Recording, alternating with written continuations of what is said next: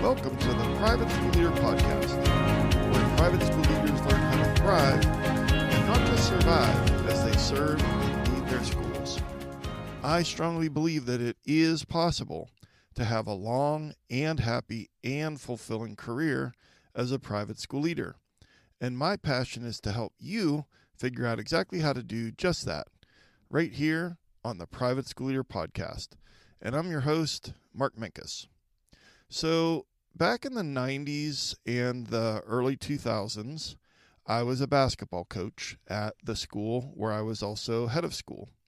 And for 9 years, I coached the boys' varsity team. And then for 8 years, I coached the girls' 5th and 6th grade basketball team. Most of you know that I have 3 daughters. And so as my daughters kind of aged up and then aged out of that 5th and 6th grade team, I was the coach. So 17 years as a basketball coach. But I wasn't the same kind of coach for my entire coaching career. And in fact, I wasn't the same kind of coach for the entire game during a single game. So, for example, if my team was making a lot of mental errors, they needed me to be a teacher. And if my team was down by a lot of points, then as a coach, I needed to be an encourager. And if my team was not playing up to their potential, then they needed me to be a motivator. And usually those things, those roles as a coach happened in the same game and many more than those. And so my point is that we need to be the kind of coach that is needed in different coaching situations, but more importantly, your school doesn't just need you to lead and be a leader at your school. Your school needs you to be the right kind of leader right now. So, for example, the leader your school needed in August might not be the same leader that your school needs today. The leader that you were last year might not be the leader that your school needs this year. And so if we're not careful, we lead from habit instead of awareness. Let me tell you that again. If we're not careful, we keep leading from habit instead of awareness. And so on today's episode of the Private School Leader Podcast, I'm going to give you 4 ways to be the leader your school needs you to be right now. And before we jump into that, I just want to let you know that I have 1 coaching spot open right now. I would love to work with you one-on-one, and some people have never had a coach before and don't really understand what leadership coaching is. Well, basically, it's about me helping you overcome your biggest struggle as a private school leader. Or if you're not really struggling that much right now, maybe it's me helping you get your biggest goal. And so I'd love to work with you one-on-one, and you can find out more by going to theprivateschoolleader.com/coaching, or you can just shoot me an email at mark.o.minkus@gmail.com. And like I said, I have 1 coaching spot open right now. It'll go first come, first served. So I'd love to talk to you. So just reach out, shoot me an email at mark.o.minkus@gmail.com, and we'll hop on a free 20-minute Zoom call so I can hear more about you and your school and what you need right now. And then I have a quick question for you. Do you ever have teacher drama at your school? I think I know the answer to that question. Things like gossip and triangulation, where, a teacher's coming to you because instead of going to that teacher because they can't get along with that teacher, so they come to you with their complaints. And a teacher maybe where like a microaggression turns into this just huge reaction and this huge issue on the staff. Well, that's teacher drama. And unfortunately, we've all dealt with it from time to time. But I'm excited to share with you a resource called 5 Strategies to Reduce Teacher Drama at Your School. And this is a 9-page PDF that I put together for you to give you strategies that will actually help reduce teacher drama at your school. And so if you go to theprivateschoolleader.com/drama, you can grab your free guide called 5 Strategies to Reduce Teacher Drama at Your School. That's free for you over at theprivateschoolleader.com/drama. So I said at the open that I want to help you be the leader that your school needs you to be right now. And I've divided today's episode into 4 parts to help you do that. So part 1 is to help you recognize why leadership must shift based on the season, based on where you are in the school year. And then part 2 is to help you recognize what is the need, what is your school currently lacking, so that you can, be that leader that fills that gap or meets that challenge. And then part 3 is to kind of shine a light on the danger of leading from habit instead of awareness. And then part 4, I'm going to give you 4 questions that show how you need to be, how you need to lead right now at your school. And these 4 questions will be helpful for you at any point during the school year. So part 1 is, I want to talk to you for a minute about why leadership needs to shift during the school year. So the big thing that I talk about sometimes is how complex our school is, how many stakeholders we have, the parents, the students, the teachers, the staff, the board, the grandparents, the donors, all of these stakeholders, and then all of these issues, tuition and facilities and finance and sports and fundraising and curriculum and parent complaints and all of the things, all of those intersect at your desk. And so our schools are very complex organizations or organisms, but schools are also not static. It's not like our school ever stays the same. Remember, you've probably heard this, no 2 days the same, right? That's a description of being a private school leader. And so if our schools are static, they're constantly changing environments, then that would logically bring us to conclude that a different season in your school requires you to be a different kind of leader, to have a different kind of leadership style, or to be at least showing and giving your using your leadership skills in a different way. So let me explain what I mean. So for instance, at the beginning of the school year, your school needs a lot of clarity and structure and maybe a little bit of vision. Okay, this is what we're going to do this school year. So think back to the beginning of the school year and the teacher PD days. Lots of clarity, lots of structure, lots of vision. But then when you get to like kind of the middle of the year, then really what it's about is just consistency, accountability, clarity of expectations, and kind of like keeping things going.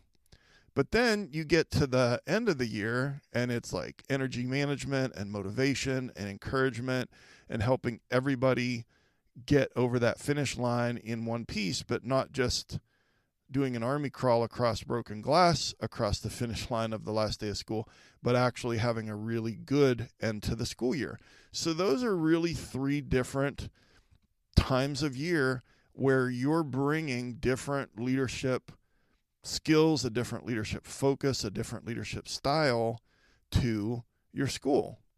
And so, of course, there's also things that are external pressures that change during the course of the year.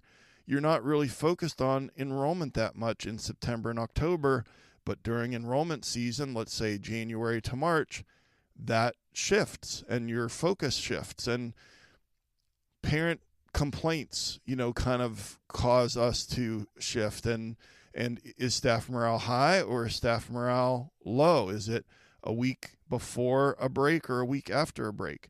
And then internally in your school, sometimes dynamics shift over the course of the year. At the beginning of the year, new teachers, veteran teachers, how are the new teachers kind of being onboarded, and are they being welcomed into the existing collegial, dynamic culture of the faculty or not? And so my point is that what worked before, and by before, I don't mean earlier this year.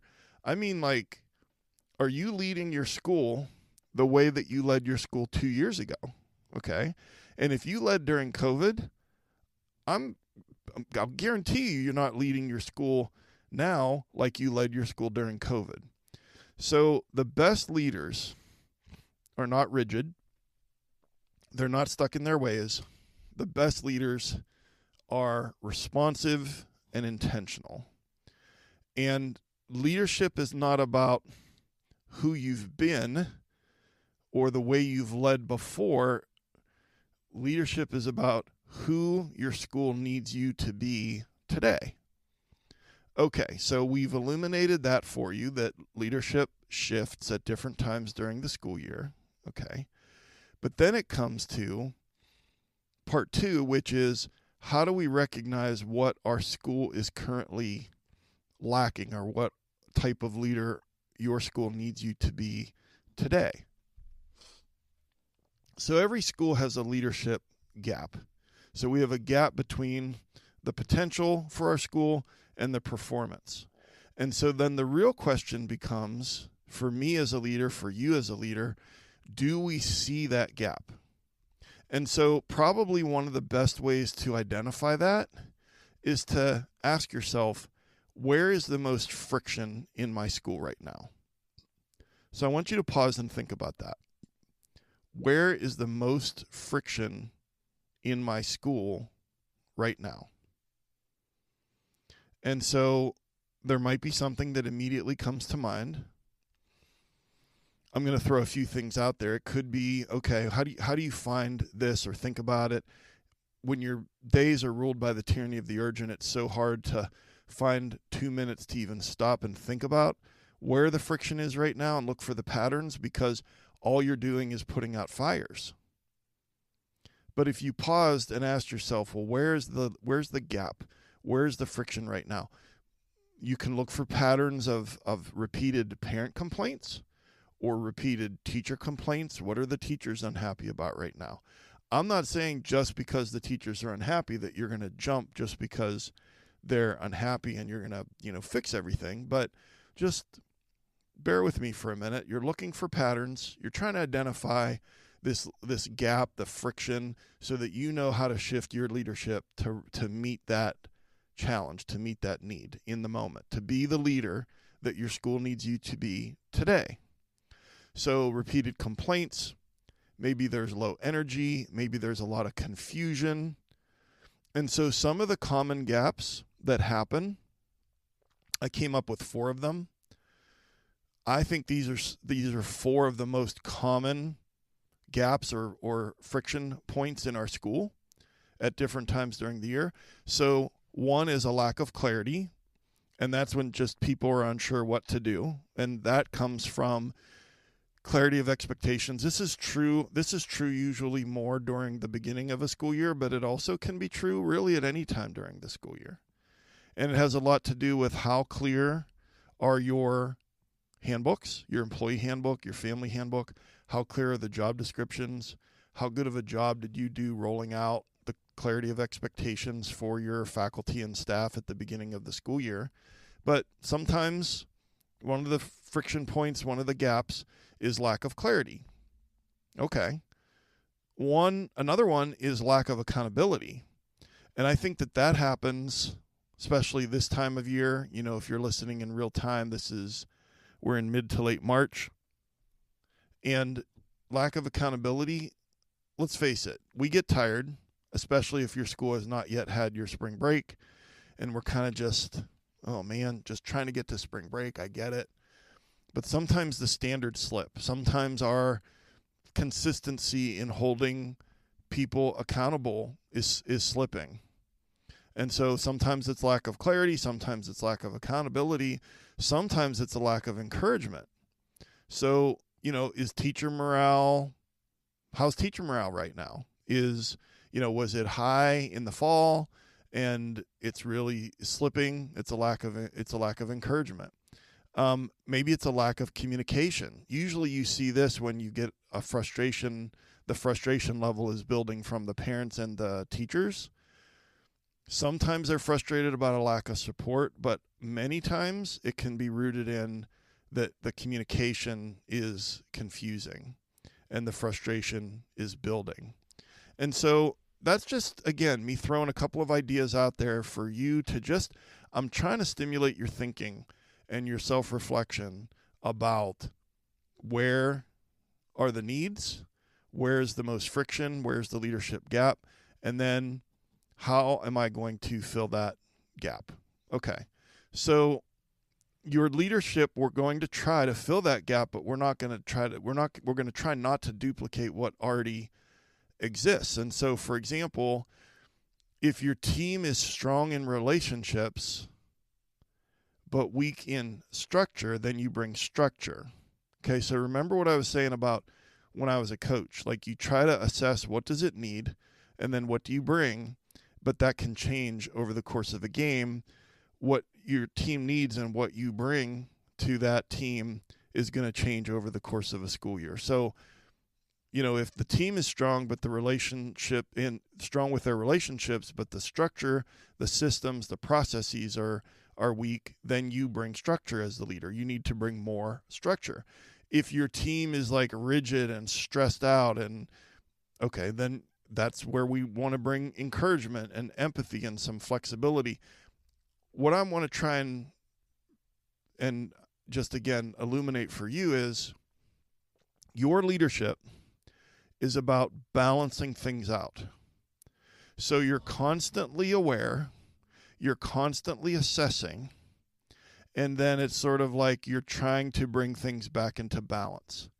And you know that over the course of a school year, at the beginning of the year, let's say it's about classroom management and school-wide expectations and routines, we're usually really good at those in September, but then later in the year, maybe not so much. And then as the leader, we need to give some attention to that, maybe go back and review those and bring that into balance. So we want to make sure that we're not putting our attention where our school is strong, but we want to lead where the school is weak right now. And that's like, yeah, duh. Like, that's kind of a stupid thing to say, but it's not.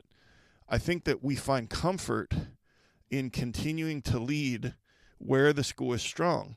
I find comfort in putting my efforts into where things are going well, because it's uncomfortable to put my leadership effort into places where things aren't going well.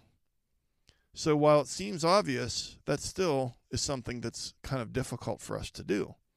And so then that brings me to part 3, where I want to try and show you the danger of leading from habit instead of awareness. So let's call this habit-based leadership.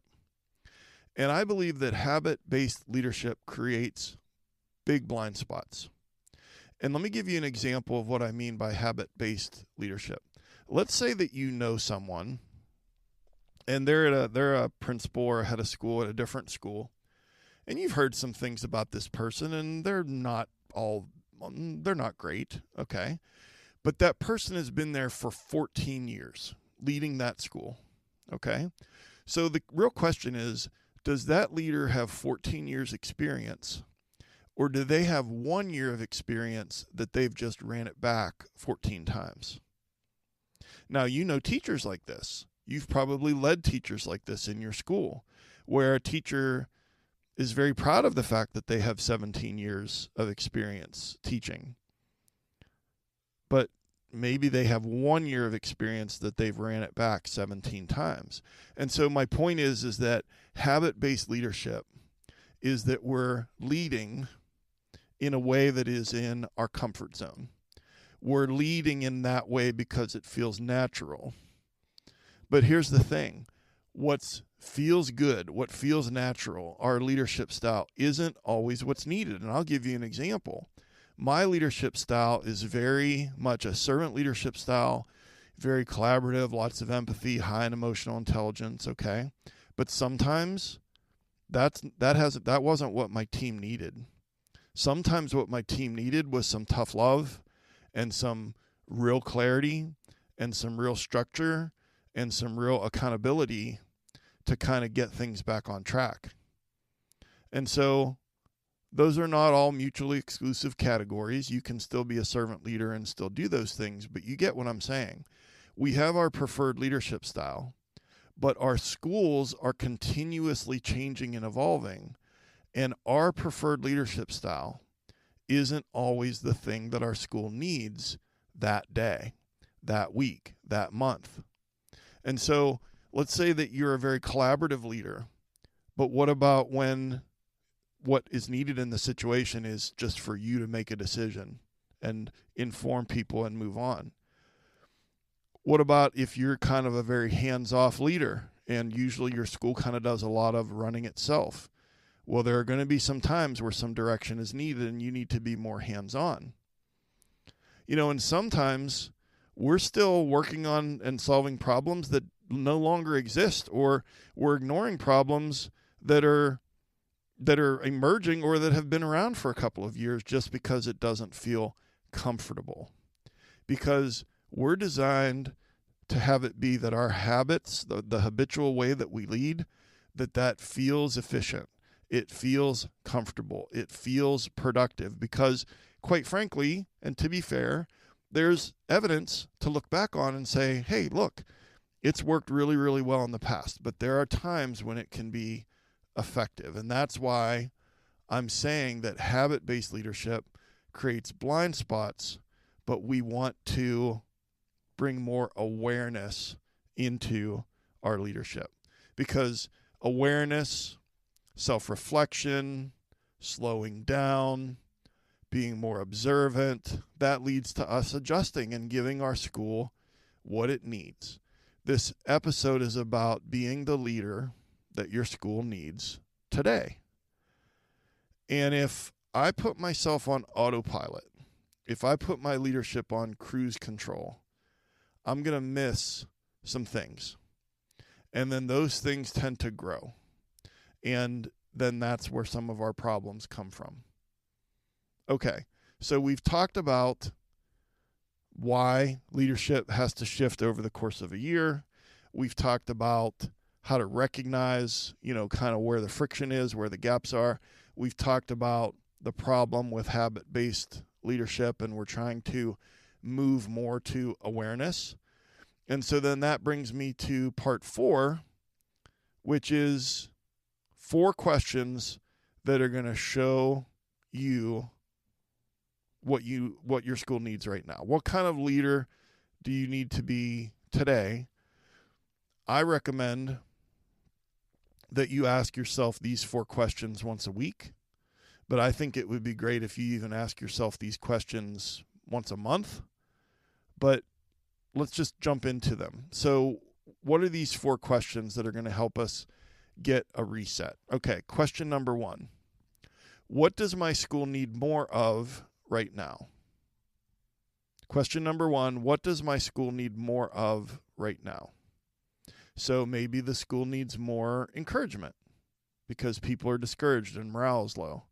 Maybe the school needs more clarity because people are frustrated and it seems like there's mixed messages and kind of feels like people don't know what's going on and there's this overwhelm of email or whatever the case might be. What does my school need more of right now? Maybe my school needs more accountability. Maybe one of the reasons that morale is low is because I, as the leader, have been kind of ignoring a couple of teachers who are rolling in late, who are showing up to duties late or not at all, who are kind of not doing a great job in the classroom with classroom management, or fill in the blank. And I'll just admit, one of my weak areas over the years was holding marginal teachers accountable. And the more prickly the personality, the more that I kind of shied away from that.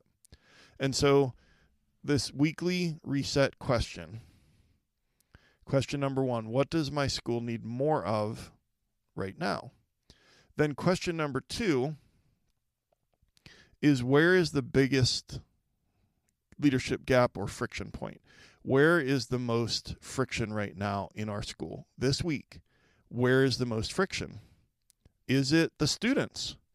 Maybe we've got a week where it's like we've had a couple weeks in a row where a lot of student discipline issues. Okay, why is that?